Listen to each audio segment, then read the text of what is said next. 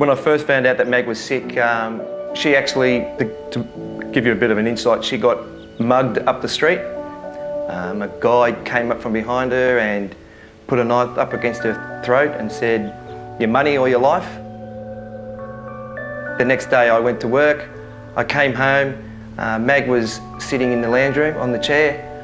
The kids were just playing around her. I walked up to her and I said, "Hey Mags," and I shook her, and then she just fell on the ground and she had a fit. She started shaking, and from that point, she forgot how to cook. She didn't know who she was. She forgot that she had a hairdressing business. It was just gone. The Mag that I married disappeared that day. The doctors were saying it was post-traumatic stress. It just never went away, and it became a mental illness. You got to understand that I went to work, I came home, Mags made me dinner. I didn't really look after the kids. I said hello, how you going? And went back to work. That was it, that's all I ever did.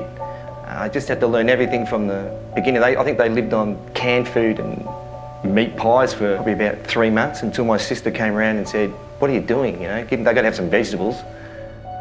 I've been caring for Margaret since 1995, which is 17 years. I always thought that I was going to go back to work.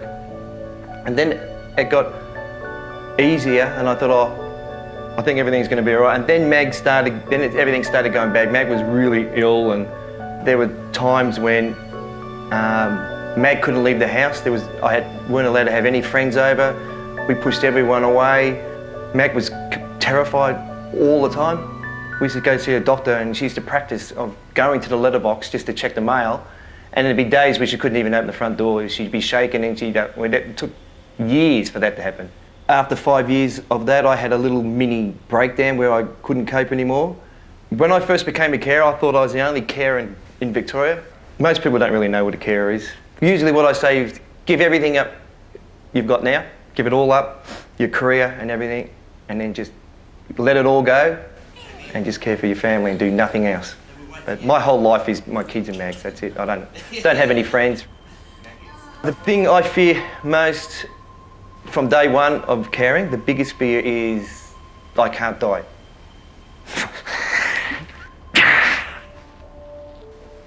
Sorry about that. It sneaks up on me.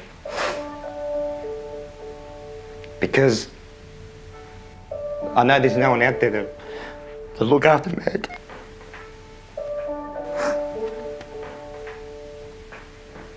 What are you on, Max?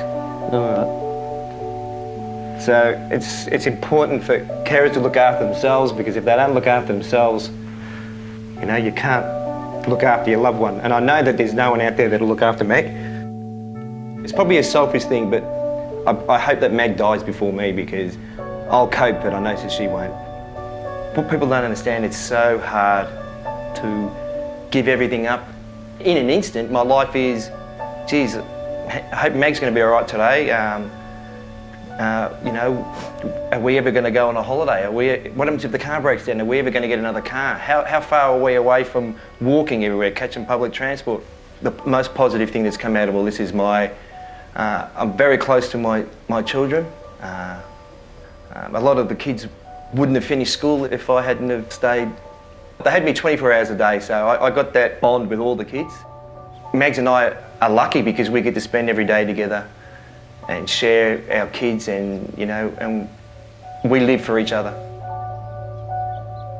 My name is Martin Forty. I have 6 children and 4 grandkids, and I care for my beautiful wife, Margaret, who has a mental illness for the past 17 years.